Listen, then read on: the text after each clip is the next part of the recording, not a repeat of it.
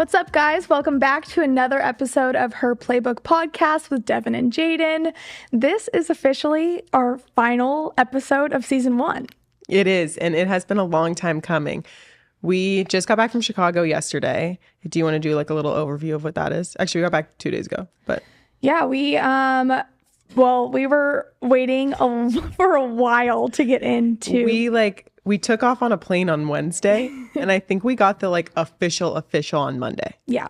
It was very stressful. Booked the flights, booked the hotel. Like, it was a very quick turnaround. And it all came down to if this one team, because they take the top 12 into Chicago, but technically like the 10 through 12, or they take the top 10 in, and they potentially could give 2 wild cards, but they've never given wild cards in the past 5 years. So it usually just drops down to the bottom 2. We're ranked number 12. So then all of a sudden, this Olympic team signed up that is lower than us in rankings because they haven't played in an AVP in a while. And we were like, oh my God, they're going to get it. And so that's why we didn't know it all.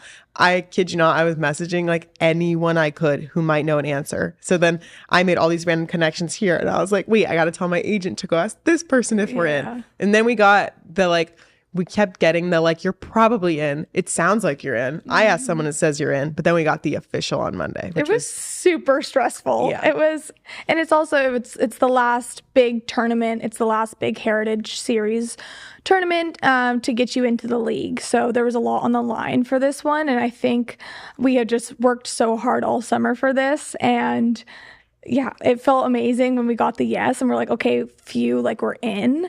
And then we arrived in Chicago. Yeah, Chicago also has been my favorite tour stop for the past like 3 or 4 years, because the way, I'll insert a picture, but it is like you are playing with the skyline. Like, it's unbelievable backdrop. And like, my sister's living in Chicago right now, so it was like a big family trip, and I have my favorite restaurants there. Like, I love that city. And so it was just so fun to do it. And I think what's so exciting about walking into a tournament when we were teetering if we were even going to get in or not is like, we literally have nothing to lose. We weren't supposed to be here technically. Exactly. So that felt really good. Like, walking into Chicago is that like, I wasn't supposed to be here. So like, now it's just getting to have some fun. Exactly. Yeah, we also continued to play against the same teams that we've been playing against in previous tournaments, which kind of was a bummer. I mean, there's not a lot of seed changes throughout the tournament. So we ended up playing 2 of the same teams that we played in Manhattan, and it was a little bit tough because we were like, oh, we want to play someone new, but I thought we played really well, and we ended up losing in the 3rd set tiebreaker in both matches. So it was like 2 and done, which was hard because it was like we have so much left in the tank and we wanted to continue to play.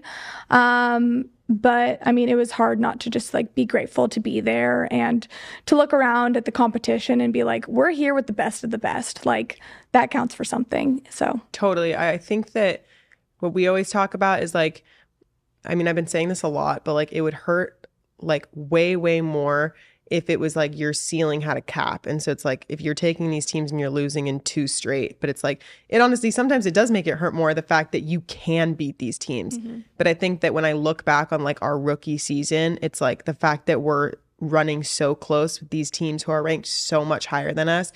This is like that 3rd setter where we're down by a couple points. Like, that is the switch of being a rookie. Like, we're playing against people who have experience and they know how to like terminate in those last 5 to 10 points. Yeah. And in the college game, that's like what we thrived at, is like, we were the old ones being like, we know how to terminate in the last 5 points of the game. Yeah. So it's really cool to be like full circle. Now we're back to being like the young ones who have to learn to do that. Yeah. But I think, the fact that, I don't know, I'm reflecting on like the partners from everyone around me. And it's like, I see so many switches that are going to happen. And I see so many people that are unhappy with how their season went. But for us, I feel like it was just the start, and it was so fun, and I had like the best time, and that's why I play the sport, is because it's so fun. It left me wanting more, which we get more of, but like in terms of like the AVP, it left me definitely wanting more. Yeah, I know. I couldn't agree more. Like, I think it was fun being the up and coming team who we just have a lot to prove, and exactly like you were saying, I just feel like we have so much potential, and that's really exciting. And I think the sky's the limit for us. It was a really fun first AVP season. Yeah, I think so too. Which brings us to the league, because it might be the end of the AVP season for us, but it's not for everybody. Exactly. Do you want to give actually I can give an overall gist of what the AVP league is. So basically the AVP league, it's starting for the first time this year. It's going to take 8 teams in each gender, and you're going to be like assigned a city, even though those teams really aren't practicing in those cities. You're just being placed into the cities like as a name. And then I think it's going to be only 6 travel to each event. And so you'll have like an off weekend or 2. But basically you'll go to these different events for 8 weekends and you'll compete against the same people over and over again, somewhat like a regular league would. And then you have a final championship where the top 4 will play it out. What's very different than any other season for the league purpose is athletes are actually getting paid. So it's each team is making close to 40 grand. Yeah. And that's guaranteed. And you get bonuses if you win some matches, you get bonuses if you win the tournaments, whatever it may be. That is literally unheard of for beach volleyball. This is the first time it's ever happening. So it is incredibly exciting. Although it was incredibly exciting, there's a lot that's super unknown. And there was a lot super unknown going into this weekend, which led to some very, very crazy events, if you want to discuss it. Yeah. I mean, I think AVP as a whole just left it kind of broad.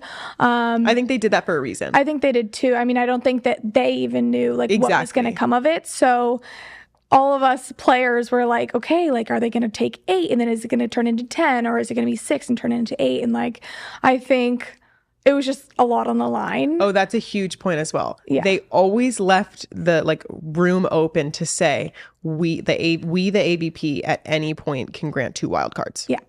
Yeah. So the wild cards could have either made it from 8 to 10 or from 6 to 8. So the whole time we're thinking oh, okay, 10. It's going to be 10. We're looking pretty good because we were on the hunt. Yeah, we thought here Jaden and I were thinking that we might be in. We were on the hunt. So we were oh, okay, yeah. Totally we just need to place well in these tournaments and then maybe we can go ahead of some people, which wasn't super far-fetched. No, had it been they were letting those people in and the wild cards didn't drop down or whatever it may be, we were in a really good position. Yeah, we were. It was even cool to be in the hunt for it because there were Olympians that take up the first 3 spots, 4 spots. Yeah.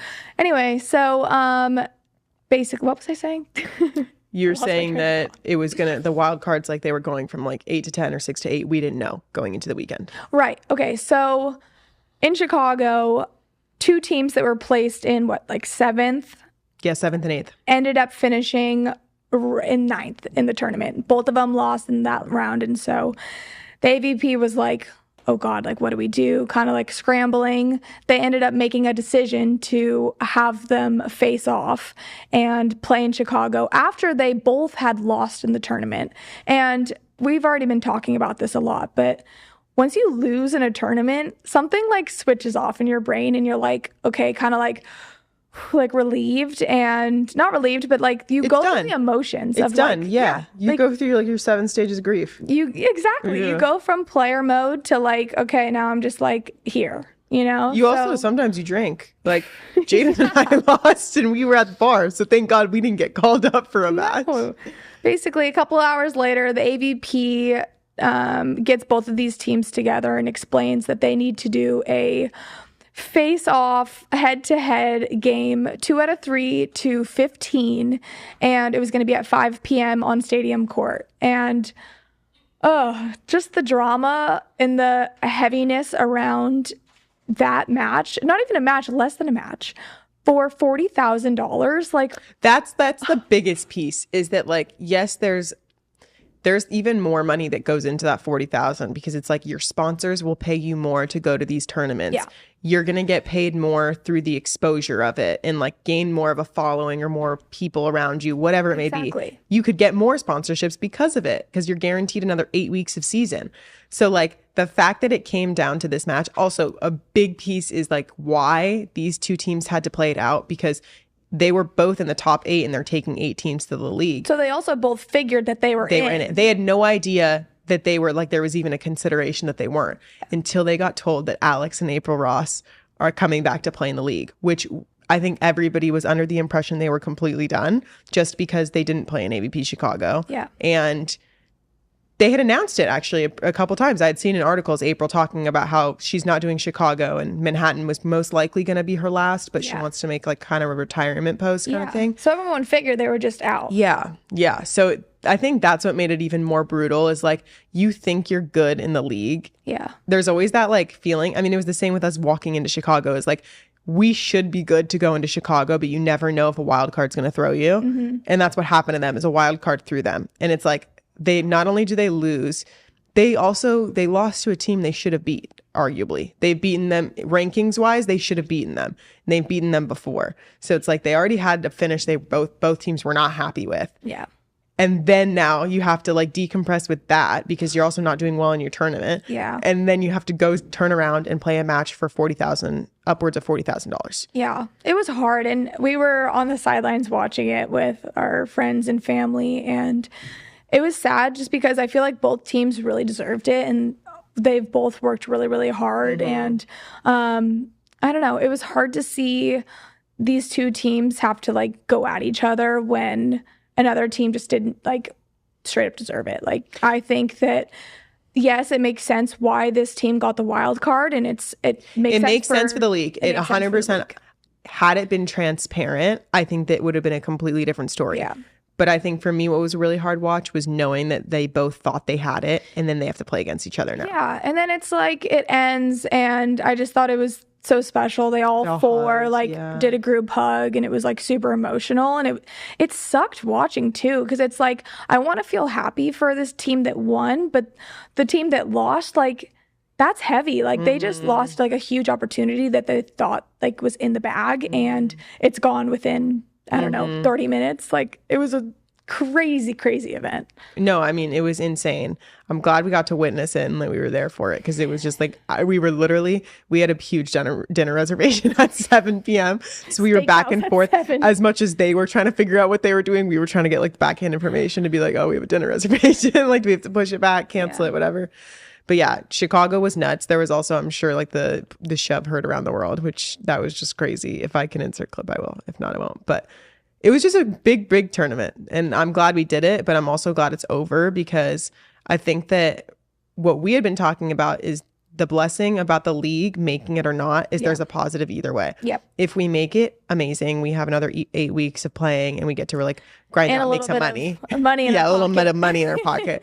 If we don't, we've been going since we haven't really had a full break since January, and that was from UCLA. Yeah. And we 2 weeks after season or a week and a half, it's like we had AVP Huntington, and it's been go ever since.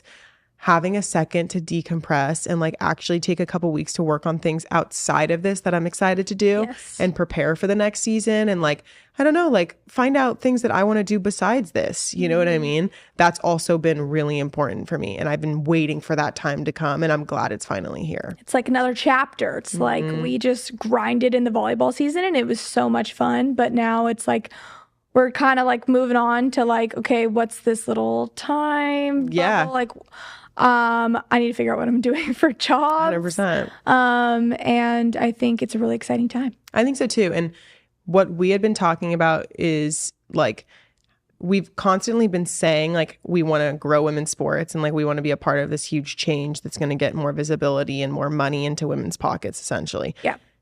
It's so easy to talk about, and it's like another thing to actually go and sit and do it. And I need time where I can go sit and do it, which is why we had discussed taking like this hiatus / ending like season 1 of this Her Playbook, because I learned so much, but I need to like get back in, and then the things that we're talking about that are so exciting, like I actually need to go do those things to put them in place. Yeah, we want to put them into effect, and we want we talk about so much and we have so many ideas for this, and it's really exciting, but I think taking a little time to plan things out 100%. Like is only going to make this even better. And yeah, I mean, looking back on season 1, we had some really amazing guests and we had some fun episodes. And I feel like we learned so much from each and every person that we got to talk to and hear about their stories. So yeah, if you guys are listening to this, thank you so much for coming on and being a part of Her Playbook. And yeah, we're excited for season 2 to start too. Yeah, I'm already excited. Like I'm going to miss like sitting in here and talking, but it's also